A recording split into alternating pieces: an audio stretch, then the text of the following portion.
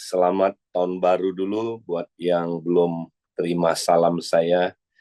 Ya, pagi ini saudara kita memulai lembaran yang baru dalam kita saudara ingin terus lanjut dalam hidup kita dalam visi misi yang Tuhan percayakan untuk kita ke depan. Nah, saudara, kita tahun ini saya mau share tentang apa yang kami dapat pemimpin-pemimpin untuk tahun 2025 ini. Nah, saudara, untuk simpelnya ini topik sebenarnya lebih banyak berkaitan dengan kita yang biasanya bergerak bersama-sama, baik saudara Abalef Industri maupun Abalef KTC JGC ya. Nah, ini berkaitan ya. Tapi saudara, saya hari ini mau topik bagaimana kita bisa bertumbuh bersama di dalam kompak ya. Nah, ini adalah tema umum kita ya. Kita mau saudaraku tahun ini berfokus bertumbuh bersama di dalam kompak ya. Nah, saudara, kalau kita mau bertumbuh bersama di dalam kompak, maka kita mesti saudara mengerti ya bagaimana caranya kita bertumbuh bersama. Nah, hari ini saudara, sebelum kita membahas ini, saya ingin ajak kita lihat dulu saudara, jadi apakah benar kita bisa bertumbuh di masa-masa yang akan datang ini? Ya, saudara, kita tahu bahwa tantangannya begitu berat ya. Tahun ini kalau kita lihat saudara, kita begitu memasuki tahun ini, begitu banyak hal-hal yang terjadi, saudara. Ya, seperti ada tanda-tanda bahwa tahun ini Tuhan nggak pernah berjanji, saudara, bahwa tahun ini akan lebih baik, akan lebih, saudaraku, nggak banyak hal yang kita akan alami, saudara. Tapi kalau saudara lihat apa yang terjadi, saudara, banyak sekali hal-hal yang menjadi tanda-tanda bahwa tahun ini, saudara, tahun yang sukar. Kita pasti tahu, di akhir zaman gak ada, saudaraku, masa yang tidak sukar. Pasti kita sedang mengalami masa sukar. Masa mungkin ekonomi kita, saudara, secara politik, secara saudara, apalagi situasi keadaan dunia ini, kita lihat saudaraku, dunia semakin kacau, dunia semakin mengalami tantangan-tantangan yang berat. Nah, pertanyaannya, apakah kita bisa bertumbuh di tengah masa sukar? Nah, saudara, saya hari ini mau mengencourage saudara. Saya mau mengajak saudara melihat dulu apa janji Tuhan buat orang-orang yang benar-benar, saudaraku, Kristen sejati. Buat kita semua, saudaraku, murid-murid Kristus. Mari kita baca dalam Mazmur 92 ayat 13 sampai ayat yang ke-14. Kita lihat di sini dikatakan, saudara, orang benar akan bertunas seperti pohon korma dan akan tumbuh subur seperti pohon aras di Libanon. Mereka yang ditanam di bait Tuhan akan bertunas di pelataran Allah kita. Nah, saudara, ada janji Tuhan yang luar biasa di sini buat orang benar. Orang benar katanya akan bertunas seperti pohon korma. Kedua, dan akan tumbuh subur seperti pohon aras di Libanon. Nah, perhatikan saudara, kalau kita orang benar, orang yang lahir baru, ada janji Tuhan buat kita, saudara. Orang benar itu akan bertunas seperti pohon korma. Nah, pohon korma ini pohon apa, saudara? Pohon yang tahan hidup di padang gurun. Lihat gambarnya, saudara, itu padang gurun. Tapi pohon korma itu, saudaraku, dia bisa bertahan di tengah-tengah musim kering, di tengah-tengah saudaraku kekeringan. Akarnya itu bisa saudaraku ya mencari air ya saudara di tengah-tengah kekeringan ya. Nah, inilah gambaran ya orang benar saudara. Ya, kalau kita saudaraku orang benar ya, kita akan seperti ini saudara. Ya. Nah, yang kedua katanya orang benar ya dia akan tumbuh subur seperti pohon aras. Lihat pohon aras itu yang di sebelah kanan, saudara. Ya, dia akan tumbuh subur. Tahu saudara pohon ini subur sekali ya. Lihat, padahal dia hidupnya di mana, saudara? Lihat lingkungannya apa? Batu-batu yang kering. Ya, ini pohon aras bisa hidup 3.000 tahun. Saya pernah mengunjungi ya salah satu pohon aras ini, saudara, di Libanon. Ya, ini pohon, saudara, dari zamannya ya apa saudara zamannya Sulaiman udah hidup pohon ini saudara ya begitu tua bayangkan saudara tapi dia bisa bertahan ya di tengah-tengah apa saudaraku batu-batuan yang begitu kering ya dia bisa bertahan saudara bukan cuma bertahan dia tumbuh subur katanya wow. Nah saudara itulah gambaran orang benar. Tapi tunggu dulu, orang benar yang bagaimana, saudara? Ya, ayat 13 ini bilang, ya orang benar akan seperti ini. Lalu baca ayat 14. Nah, mereka, orang benar yang tadi itu, yang ditanam di bait Tuhan, akan bertunas di pelataran Allah kita. Wow, tunggu dulu, nggak sembarangan orang benar, saudara. Tapi orang benar yang ditanam di bait Allah, di bait Tuhan. Itu yang akan jadi seperti pohon korma. Itu yang akan seperti pohon aras. Ya, jadi saudara, siapa yang akan bertahan di 2025 ini, saudara? Kalau orang itu tertanam dalam rumah Tuhan. Dia bukan cuma lahir baru, tapi dia tertanam dalam rumah Tuhan. Ya, tertanam dalam rumah Tuhan itu, ya tolong ini slide-nya yang kedua ya. Oke, ya bisa bergerak ke slide yang kedua, saudara. Nah, saudara, jadi itulah ya saudaraku ciri orang yang bisa bertahan di tengah saudaraku masa sukar. Ya, nah jadi saudara tahun ini meskipun kita akan mengalami saudara masa yang sukar, kita akan mengalami tantangan, ya, kita akan mengalami saudaraku pencobaan-pencobaan yang berat mungkin, kita akan mengalami saudaraku goncangan-goncangan yang lebih mungkin lebih lagi saudara. Tapi dengar, kalau saudara orang benar yang tertanam dalam ya rumah Tuhan, tertanam dalam gereja lokal, tertanam di dalam komunitas rumah Tuhan, ya maka saudara justru ya akan bertumbuh luar biasa, ya. Kenapa? Ya seperti ini, saudara.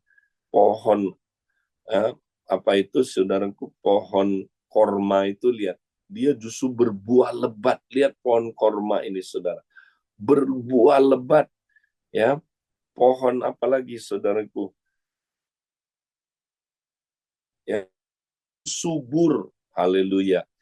Nah makanya saudara kita tahun ini ya kita bisa bertumbuh bersama-sama ya justru kita akan lihat nanti saudaraku dunia ini akan hancur kacau tapi saudaraku kita akan bertumbuh subur, kita akan bertumbuh dan berbuah di masa yang sukar ini saudara ya. Nah, tinggal kita sekarang mau melihat bagaimana caranya, saudara, ya supaya kita ya akan bertumbuh bersama. Ya, apakah bisa PowerPoint-nya bergerak? bisa dilanjut dengan slide-slide berikutnya. Oke, ya. Ya, sambil nunggu terus kita lanjut aja ya. Nah, Saudara, jadi supaya kita bertumbuh bersama dalam kompak, ya, maka kita harus cek dulu, Saudara. Ya, apakah Saudara sudah ada di dalam kompak? Karena kalau Saudara nggak ada di dalam kompak, ya, Saudara nggak mungkin bisa bertumbuh. Karena kompak itu adalah ya unit terkecil dari rumah Tuhan. Ya, kalau kita nggak bergabung ke kompak, kita berarti nggak tertanam dalam rumah Tuhan, Saudara. Kalau kita nggak tertanam dalam rumah Tuhan, kan nggak mungkin kita bertumbuh, Saudara. Nah, hari ini kita mau, Saudaraku, ya cek apakah kita ada di dalam kompak. Nah, ini yang tadi gambarnya ya. Kita lihat sebentar. Ya, jadi Saudara, kita tertanam nggak, ditanam di bait Tuhan nggak? Ya, nah bait Tuhan, Saudara, pada zaman dulu, ya, pada zaman dulu bait Tuhan itu adalah gedung, ya, yaitu tabernakel itu, Saudara.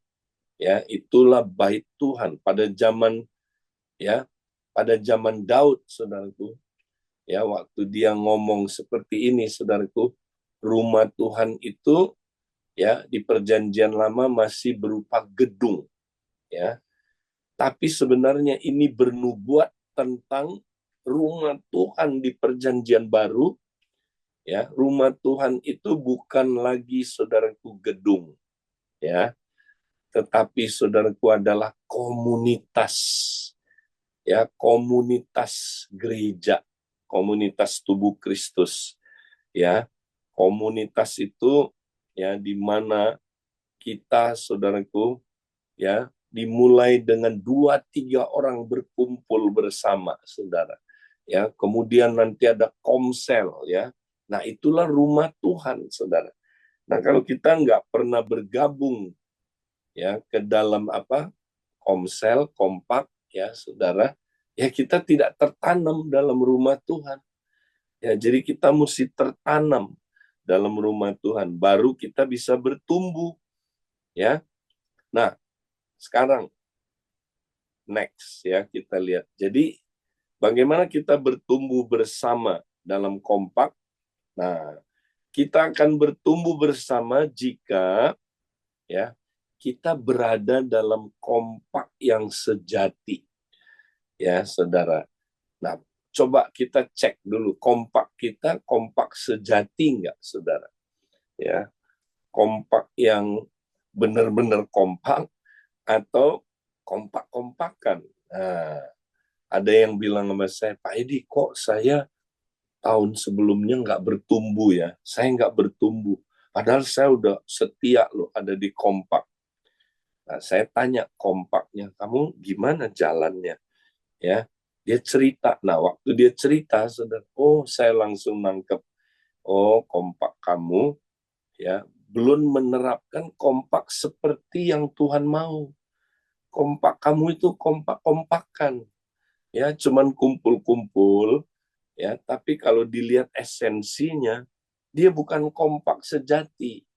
Nah, makanya dia tidak bertumbuh. Oh gitu ya Kak ya. Nah, akhirnya dia perbaiki, Saudara. Ya, dia harus perbaiki.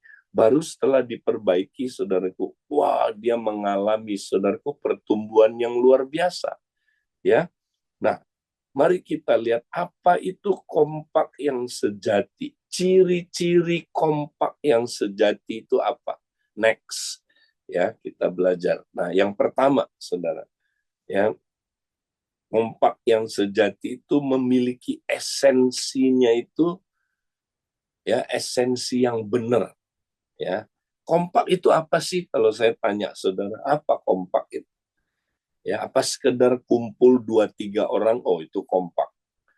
Oh, belum tentu, Saudara.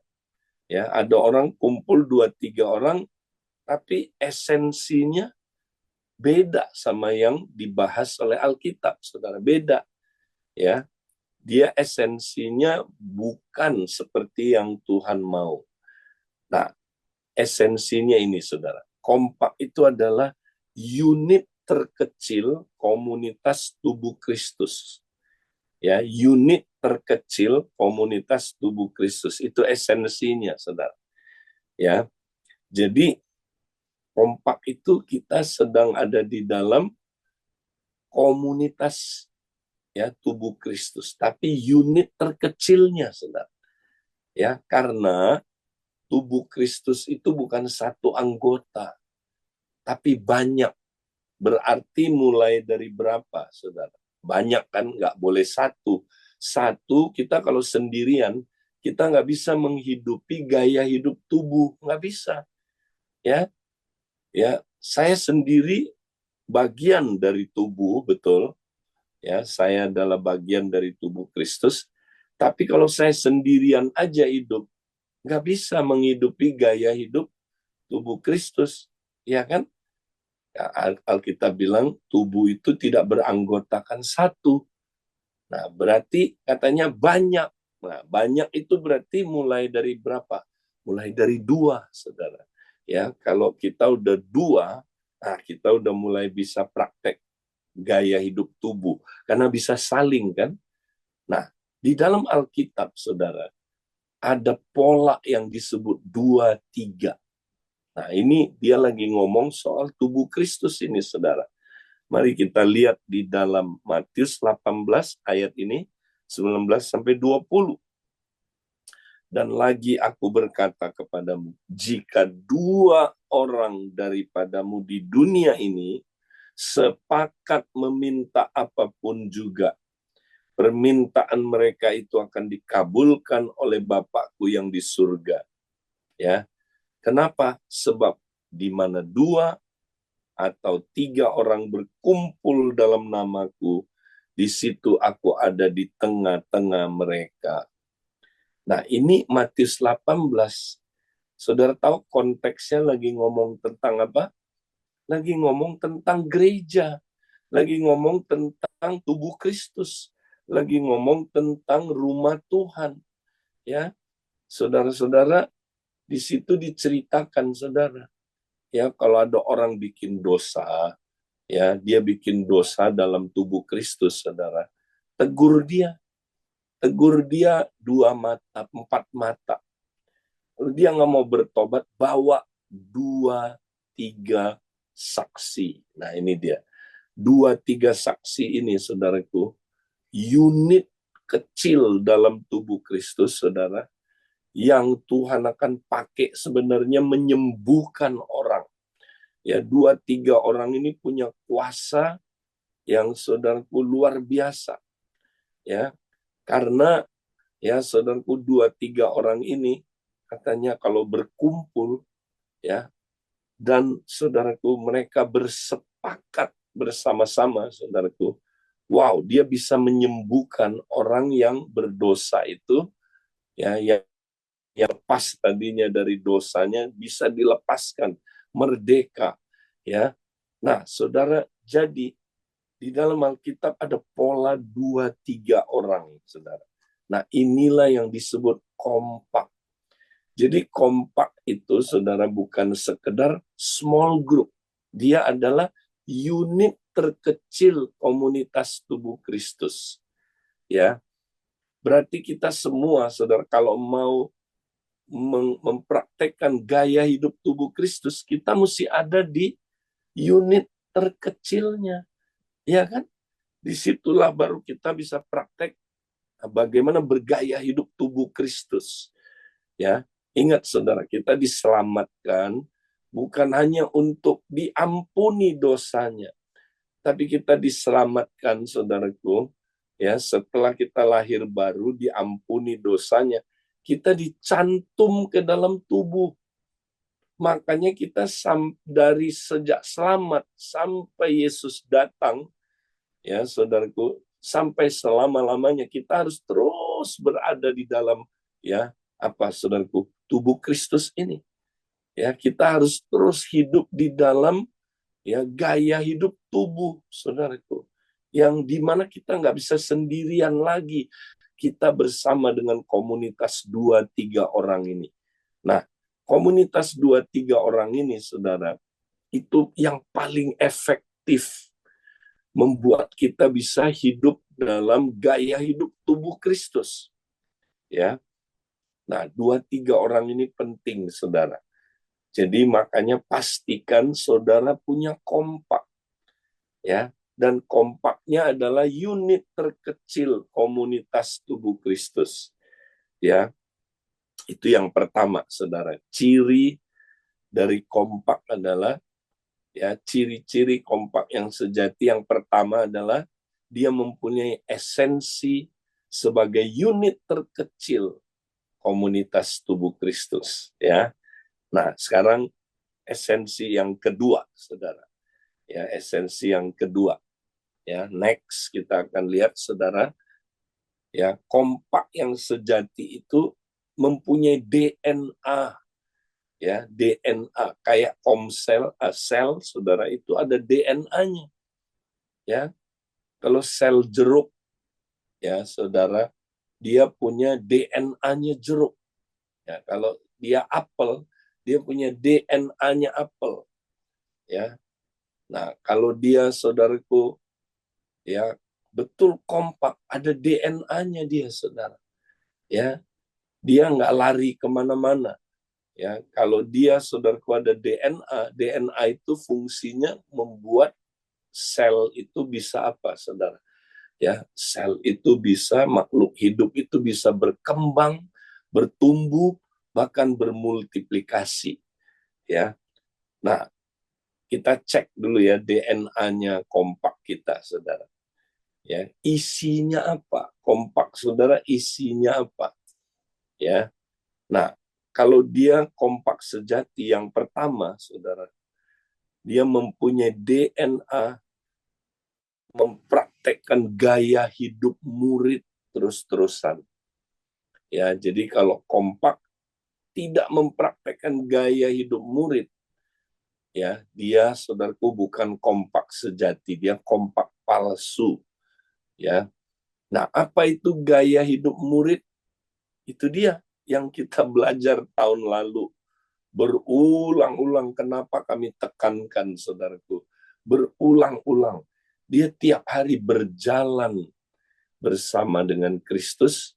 Tiap hari dia belajar, ya, dari Kristus. Dan tiap hari dia berubah makin serupa dengan Kristus. Nah, ini DNA-nya kompak, saudara. DNA pertama, ya, nanti ada yang kedua.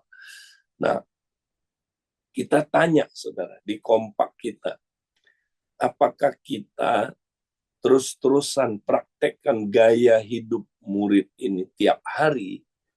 Ya, kalau enggak, ya kita ngumpul-ngumpul, tapi kita DNA-nya, ya, bukan kompak sejati, saudara.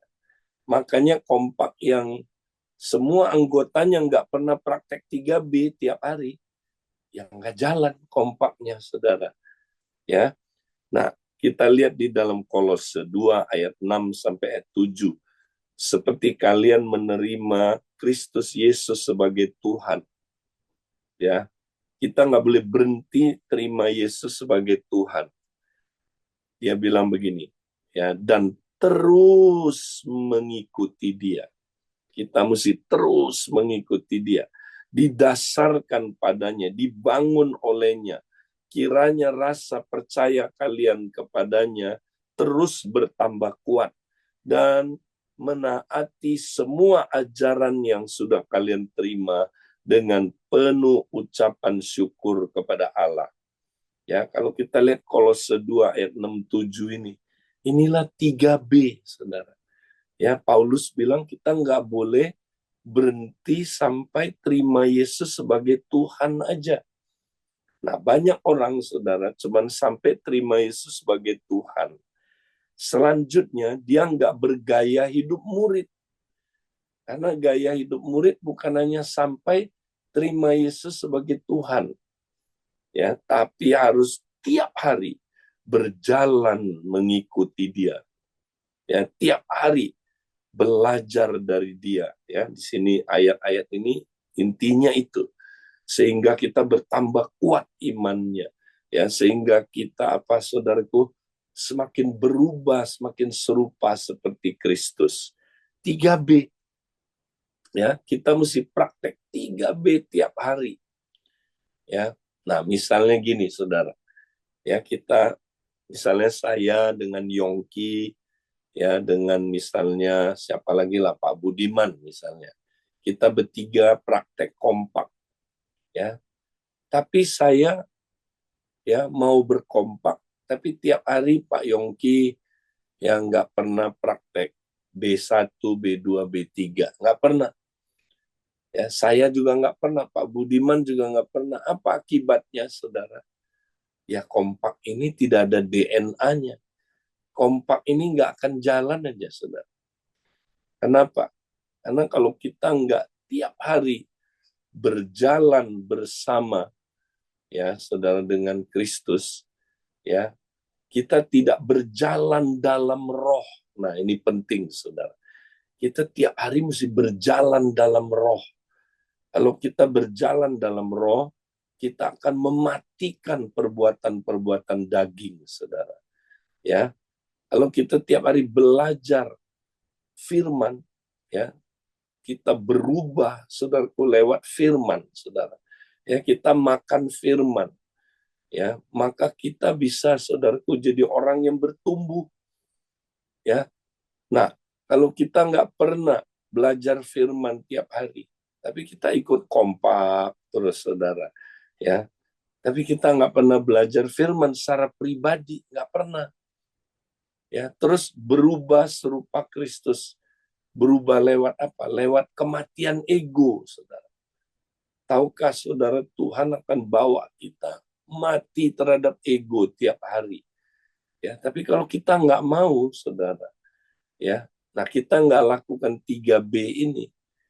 Saya nggak lakukan 3B, Pak Yongki nggak lakukan 3B, ya, Pak Budiman nggak lakukan 3B.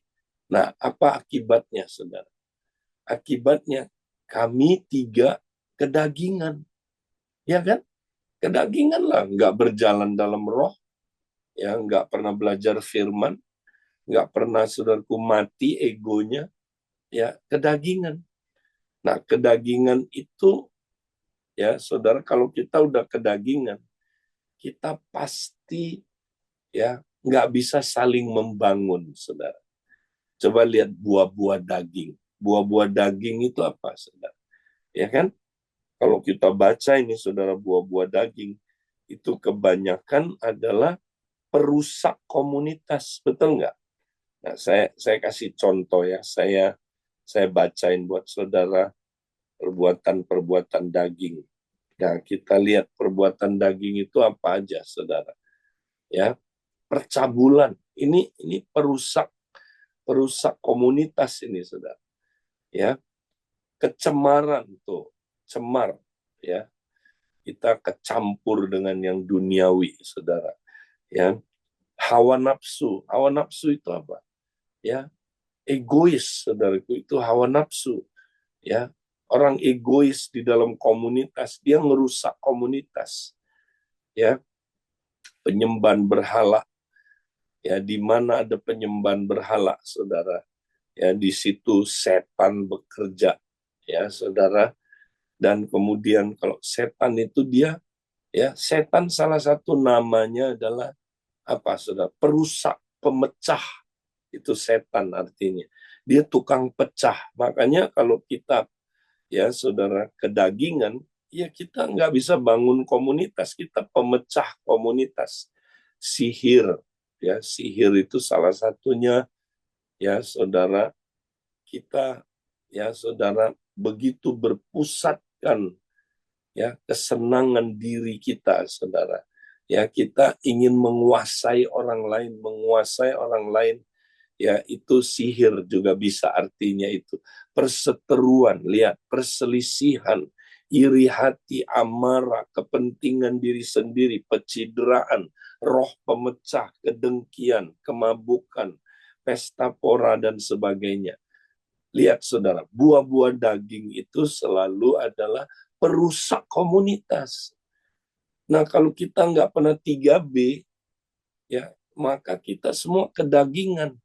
Ya, kalau kita kedagingan, kita kumpul, 3 orang kumpul kedagingan.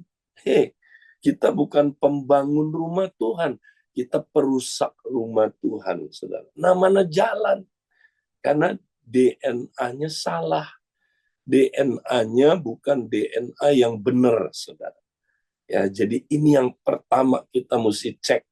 Kompak, saudara, tiap hari praktek 3B enggak tiap anggotanya. Kalau enggak, nah itu saudara enggak punya DNA yang benar kompaknya. Ya, perbaiki. Tahun ini perbaiki, saudara. Ya, buat komitmen kita mau terus praktek 3B tiap hari, saudara. Maksudnya pribadi-pribadi harus praktek. Ya, nggak boleh bilang begini, oh Pak Yongki udah praktek, saya nggak perlu praktek. Nggak bisa. 3 anggota ini harus praktek, saudara. 3B. Ya, nggak perlu sempurna dulu, tapi udah mulai praktek, nah udah mulai ada DNA-nya. Nanti kalau saudara mulai praktek 3-3-nya, nanti saudara lihat beda. Wah, nanti dia makin semangat prakteknya. Ya, makin bagus prakteknya, saudara. Nah, itulah, saudaraku, DNA yang pertama, saudara. Kita harus mempraktekkan gaya hidup murid setiap hari. Ya. Nah, kemudian ada lagi DNA yang kedua, saudara. Next, kita lihat.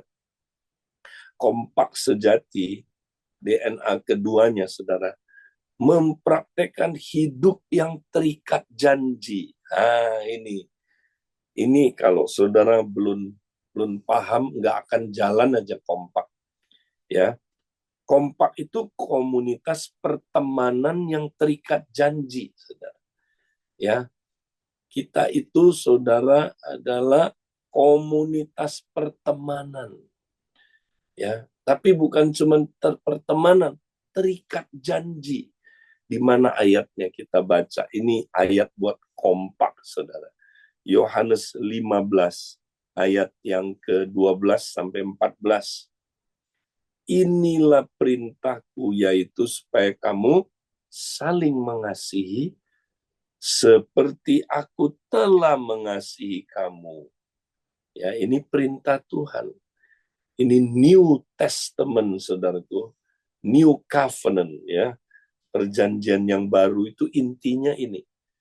Kita harus saling mengasihi seperti Tuhan telah mengasihi kita.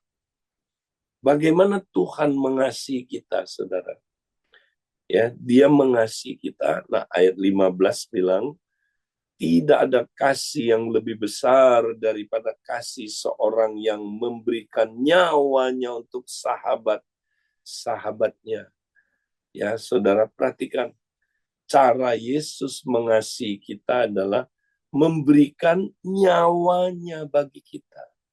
Ya, itulah Dia sebagai sahabat kita. Sahabat yang dimaksud, saudara, bukan sahabat-sahabatan yang kayak dunia ini. Ya, tapi ini lebih dari persahabatan itu. Ini sahabat yang dari Tuhan Yesus sendiri. Tuhan Yesus itu, saudaraku, menganggap kita sahabatnya.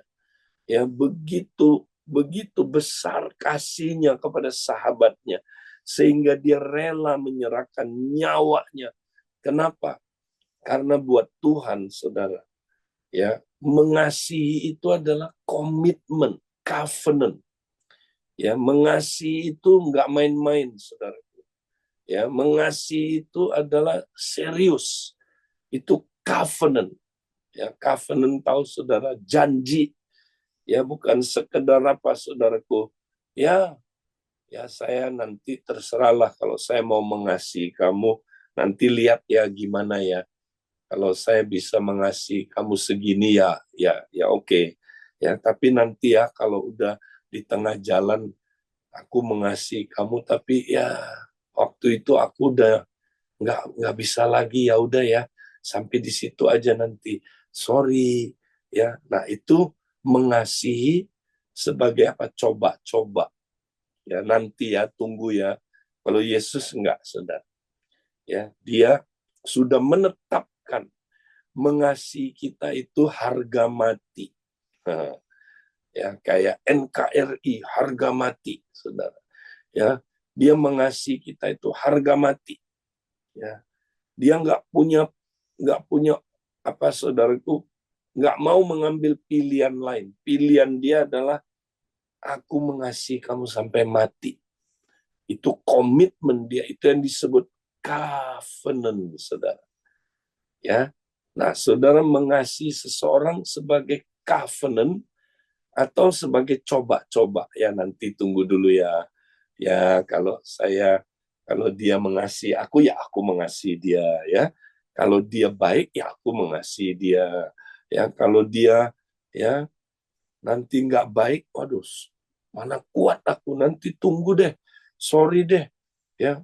Kalau dia terus-terusan ya menunjukkan kelemahan-kelemahan, banyak dosanya, waduh, ini cialat, ini susah ini. Ya, nah itu orang yang bukan teman itu, saudara. Ya, itu bukan teman. Nah, kompak nggak boleh gitu, saudara.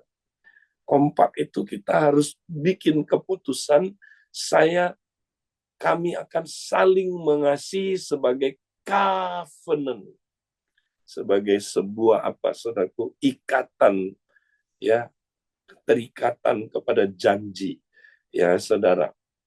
Nah, ayat 14 bilang begini, saudara. Kamu adalah sahabatku, kamu adalah hafer, ya, sahabatku, jika kamu berbuat apa yang kuperintahkan kepadamu. Wow. Apa yang Tuhan perintahkan kepada kita? Ya, ayat 12, inilah perintahku, yaitu supaya kamu saling mengasihi seperti aku telah mengasihi kamu. Ya, jadi saudara, siapa sahabat Kristus yang praktek kasih sebagai covenant? Itulah sahabatnya Kristus. Ya, jadi saudara, kalau kita sahabat dia, kita akan, saudaraku, saling mengasihi sebagai apa, saudaraku, covenant, bukan sebagai coba-coba tadi itu. Ya, ya nantilah, tunggulah. Enggak, saudara, kita harus praktek, ya, hidup yang terikat janji, saudara. Ini DNA-nya, saudara. DNA-nya kompak. Saudara pernah bikin janji enggak? Nah, saya dorong hari ini, saudara. Coba di kompak, saudara bikin janji. Ya kan? Saudara kan mau jadi sahabatnya Kristus kan? Mau jadi sahabat seorang akan yang lain kan? Nah, bikin janji, mau taat sama perintah ini, saudara. Ya, saling mengasihi sebagaimana Kristus mengasihi kita. Ya, buat janji itu, saudara. Ya, nanti saudara di breakout group bikin janji, saudara. Nah, itu kompak sejati, saudara. Kompak sejati punya DNA mempraktekkan hidup yang terikat janji. Komunitas pertemanan yang terikat janji, saudara. Ya, bukan, ya, kalau nggak punya DNA ini, nanti kalau ada masalah pasti bubar, saudara. Pasti. Ya, kompak, makanya saya suka lihat kenapa bubarnya kompak ini ya. Ya, karena ketika ada masalah dia bilang gini, sorry ya, nggak janji. Ya, aku pindah dulu ya, nggak janji. Nah, itu dia. Ya, komunitas nggak janji. Ya, oke. Yang terakhir sekarang, saudara.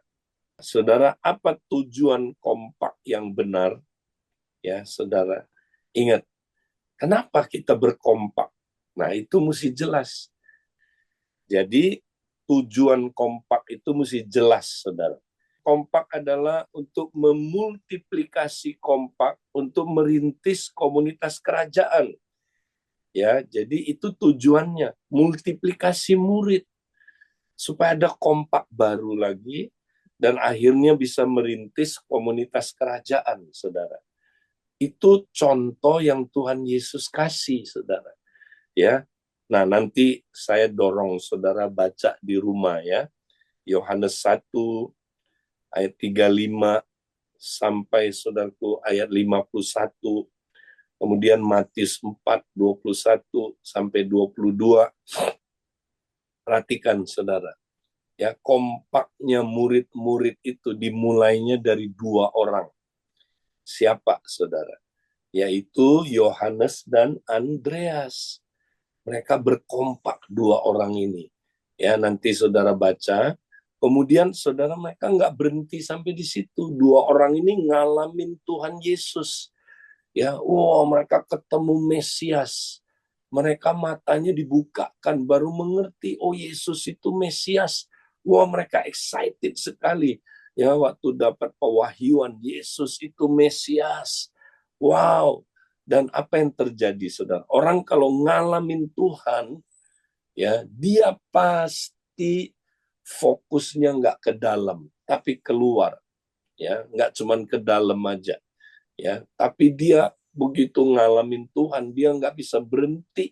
Mereka bawa jiwa. Siapa yang mereka bawa, saudaraku? Simon. Ya, mereka cerita, Simon, Simon, kami telah menemukan Mesias. Simon bilang, di mana? Aku juga mau ketemu. Oke, mereka bawa Simon ketemu Tuhan Yesus. Nah, sekarang kompaknya, saudaraku, udah jadi 3 orang. Ya, jadi bertambah jiwanya. Nah, kompak mesti gitu, saudara. Tambah jiwa. Ya, jangan fokus ke dalam terus. Udah setahun ke dalam terus, saudara.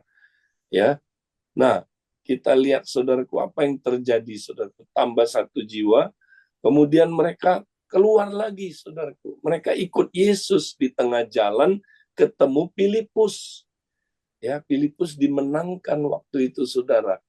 Wow, Filipus masuk. Jadi berapa orang sekarang? 4.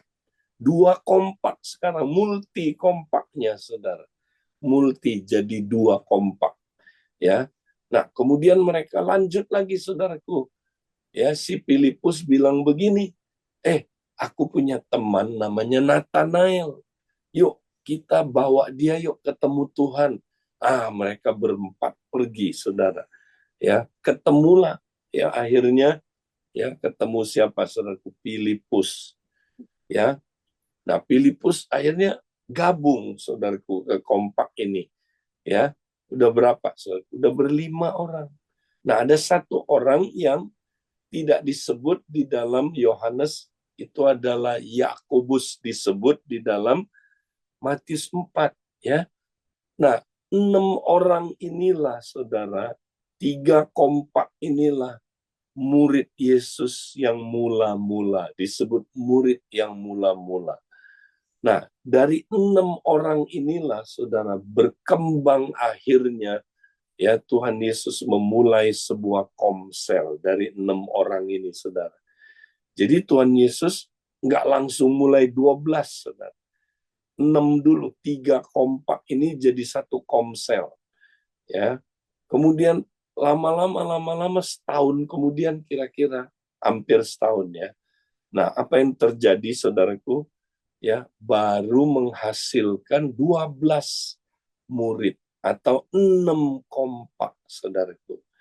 Nah, jadi kompak itu mesti bermultiplikasi menjadi apa, saudaraku? Komunitas kerajaan atau komsel, ya. Jadi kalau kompak, saudara, tujuannya bukan merintis komsel, ya tutup aja, saudara. Nggak ada gunanya. Karena tujuan kompak adalah untuk merintis komsel. Ya, nah, kalau nggak ada tujuannya, saudara, kompak itu nggak tahu mau kemana. Ya, kompak yang nggak ada tujuannya, saudara, wah, bahaya. Ya, nah, banyak kompak, saudara, ketika dari awal tidak ditetapkan tujuannya, kompak itu nggak jelas. Nah, akhirnya dia cari tujuan sendiri. Nah, tujuan sendiri itu biasanya, ya, saudara, tujuan yang sangat egois. Ya, kenapa kamu berkompak? Ya, supaya kita sukses. Kenapa kamu berkompak? Ya, supaya kita saling melindungi. Kenapa kamu kompak? Ya, supaya kita diberkati. Kenapa kamu berkompak? Ya supaya kita bertumbuh, ya sukses, berhasil hidup ini. Itu adalah tujuan-tujuan yang sangat-sangat egois, saudara. Ujung-ujungnya daku, UUD, ya. Nah, kalau kompak udah begini, saudara, tujuannya selfish, ya, melayani diri sendiri, ya, bukan untuk ya, saudara, menangkan jiwa, muridkan murid baru, ya, hasilkan kompak baru, ya, rintis komunitas, ya, komunitas sel, ya, bukan itu tujuannya, ya udah. Nah, tujuan, saudara, next kita lihat gambar yang terakhir, ya, kita lihat gambar yang terakhir, saudara. Nah, di sini di paling bawah ada, ya, tujuan kompak menentukan motif dari anggota kompak. Motif dari anggota kompak, ya, nanti akan menentukan perilaku kompak itu. Ya, perilaku orang-orang di dalam kompak itu, saudara. Kalau dari awal nggak jelas kompak itu buat apa, nggak jelas, saudara. Ya, maka nanti tujuan kompak itu akan berubah menjadi tujuan-tujuan yang selfish, tujuan-tujuan yang buat diri sendiri aja, saudara. Nah, lama-lama nanti kompak itu jadi kompak kapal pesiar. Lihat gambar yang di kiri, saudara. Saudara, kalau orang naik kapal pesiar, apa motifnya, saudara? Ya, motifnya sesuai dengan tujuan dari kapal pesiar, ya dong? Kapal pesiar tujuannya buat apa, saudara? Ya, buat entertainment. Namanya juga kapal pesiar, ya, untuk pesiaran. Orang ikut kapal pesiar, saudara. Ya, pasti motifnya apa, saudara? Ya, ingin dilayani, ya. Ingin apa, saudaraku? Ya, merasakan, saudaraku, nikmatnya liburan, ya. Ya itu tujuannya itu kan kapal pesiar, saudara. Ya memang itu tujuannya.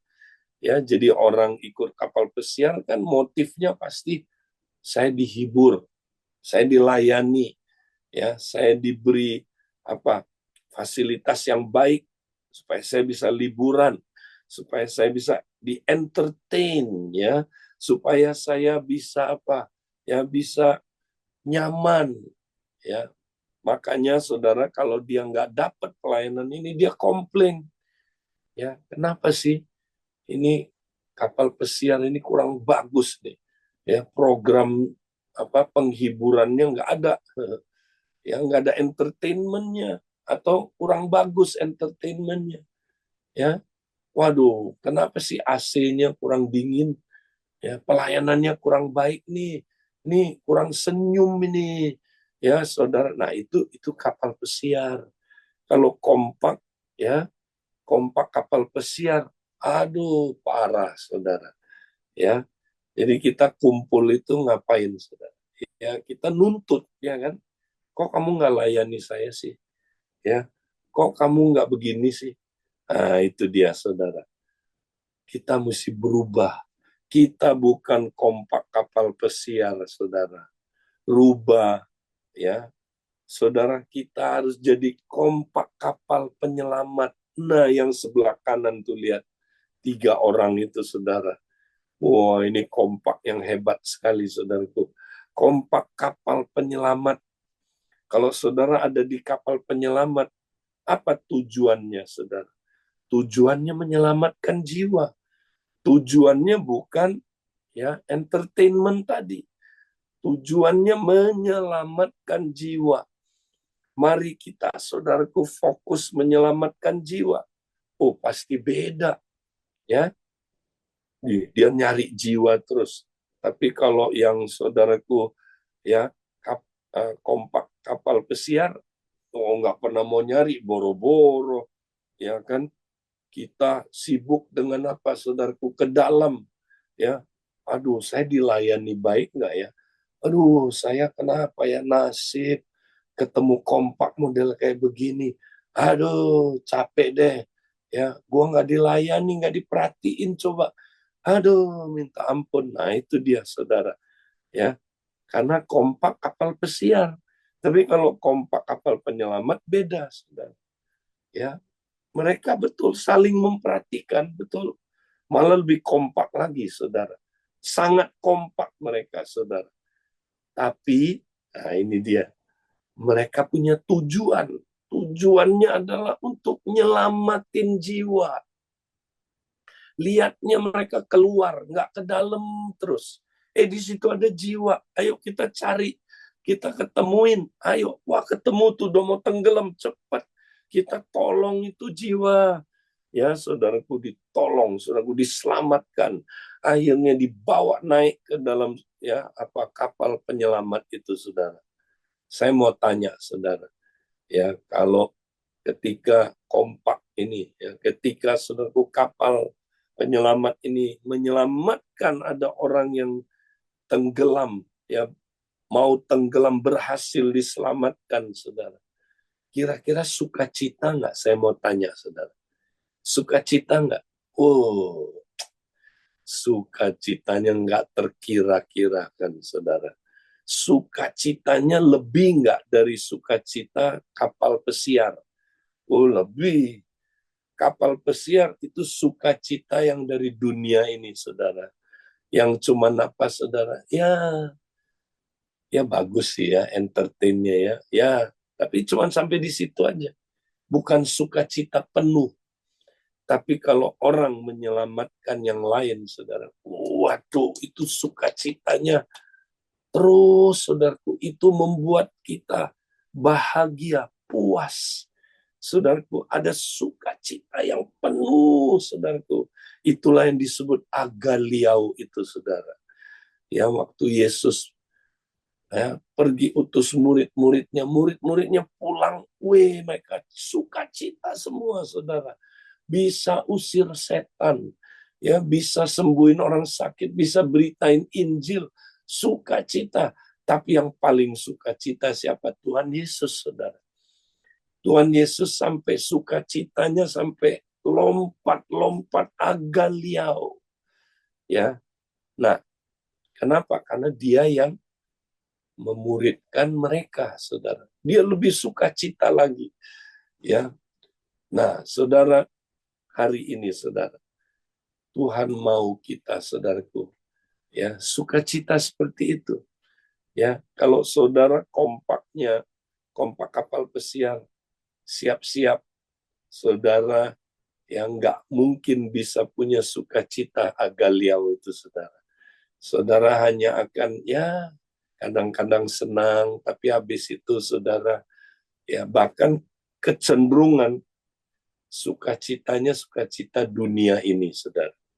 Ya, tapi kita harus punya sukacita yang dari Kristus, sukacita penuh.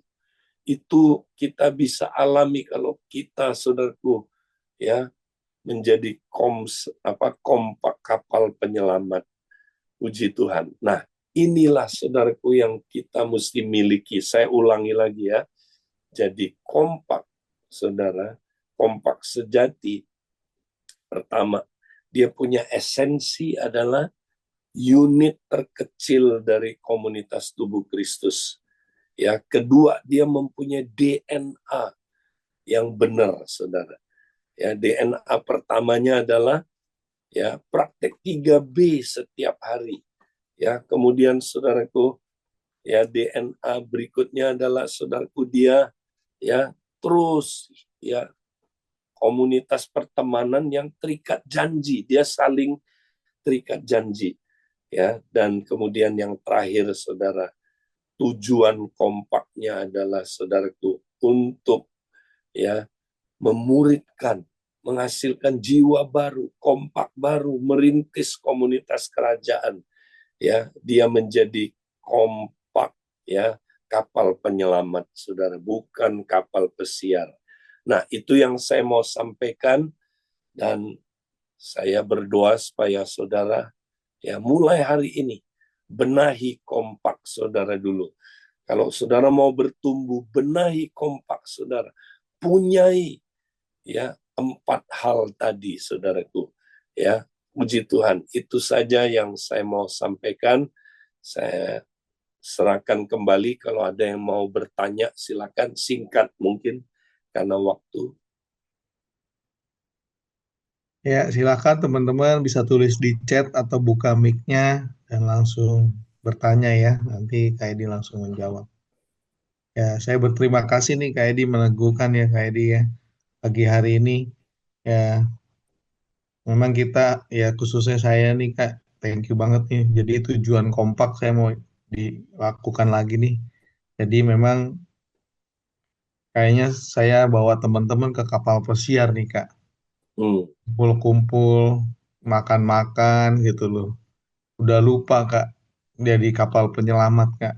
Ya jadi akhir tahun kumpul makan-makan. Nah, meneguhkan sekali ya kalau kemarin-kemarin ya kalau kompak kami bisa memenangkan jiwa, memuridkan ya. hmm, Kelamaan entertain nih Kak. Ya dari saya juga ya minta terus didoain lah biar ada di kapal penyelamat itu benar teman-teman. Itu benar-benar saya dan teman-teman ngalamin yang namanya Agaliau. Ya, saya percaya teman-teman juga mau ngalamin Agaliau ya. Jadi kalau yang tadi di kapal pesiar bener kayak di ingetnya cuma sebentar aja Kak. hmm. Makanannya enak, foto-foto oke lah gitu loh. Tapi nggak multiplikasi bahaya ya Kak ya. Ya, betul. Jadi tujuannya ditetapkan dulu ya dari awal. Kalau mau Hmm. mulai kompak. Jadi bukan, oh nantilah, nanti. Kalau kita bisa menangin jiwa, ya kita menangin jiwa. Jadi dari awal kita tetapin dulu, kita mau ngapain di kompak ini. Ya, jadi kita tetapin dulu. Kalau kita tetapin dari awal, jadi itu terus diingetin, ya, diingetin. Oke, baik. Tadi kayaknya ada pertanyaan masuk ya, coba Yongki. Ya, bentar ya Kak. Ya, silakan bisa Ya, kalau ada dijawab boleh ya Kak. langsung juga, Langsung. boleh. Karena waktu kita nggak banyak, saudara. Iya, Oke. pagi Kak Edi, Koyomi. Ya, Ya, silakan. Bertanya, janji covenant di dalam kompak itu lebih spesifik Lebih, seperti apa ulang ya Kak lagi Edi? lebih keras, coba. Janji covenant yang di dalam kompak itu lebih spesifiknya seperti apa gitu loh. Oh, ya. Jadi gini, eh, kan kita harus saling mengasihi seperti Kristus mengasihi kita, kan? Nah, bagaimana Kristus mengasihi kita? Dia mengasihi kita sebagai covenant, bukan sebagai coba-coba tadi itu ya. Atau ya nanti lihatlah, Yesus mengasihi kita dan dia membuktikannya dengan menyerahkan nyawanya. Ya, dia rela mati buat kita. Nah, kita juga saling mengasihi itu ya, mesti praktek, kita akan saling mengasihi apapun yang terjadi. Ya, sekalipun nanti kamu ya ada kelemahan, saya akan terus belajar mengasihi kamu seperti Kristus mengasihi saya.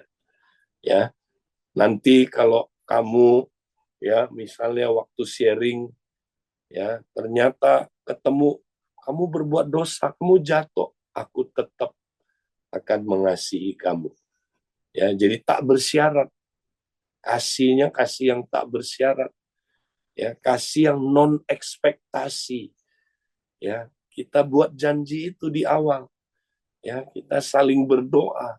Kita tidak akan ya nanti kalau ada masalah udah ya kalau kita lihat dia ada kelemahan, ya udah kita bubar aja ya, bubar kompaknya. Nah, itu dia. Dari kita mesti bikin perjanjian ya bahwa kita akan belajar saling mengasihi ya seperti Kristus mengasihi kita.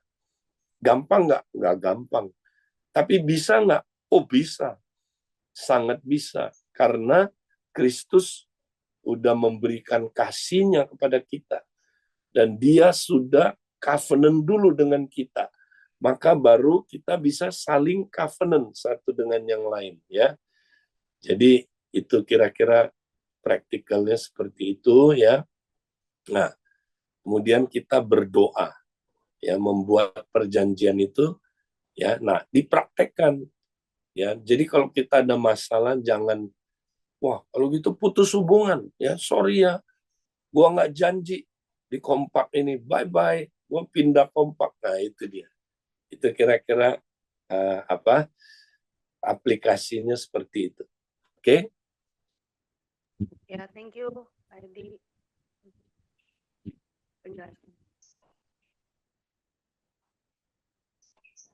Oke, ada lagi teman-teman? Oke, satu lagi kalau ada yang mau bertanya. Silakan teman-teman. Ya, nah tahun ini saudara kita akan banyak membahas bagaimana bertumbuh bersama. Tapi poinnya gini, hari ini kita mau lihat dulu kompak kita, kompak sejati nggak? Kalau kompak sejati dia punya 4 hal tadi itu.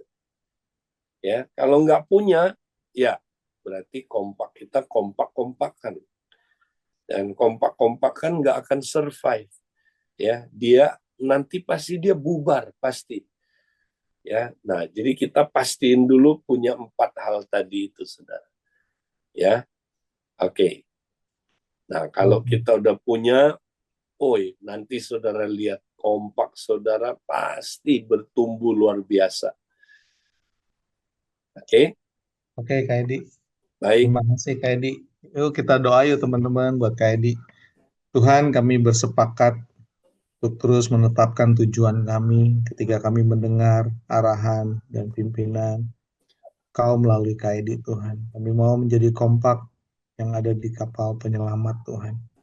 Kami percaya Tuhan, DNA kami adalah DNA-Mu Tuhan, yang terus menjadi penjala manusia. Pagi hari ini kami berdoa bersepakat juga buat Kak Edi.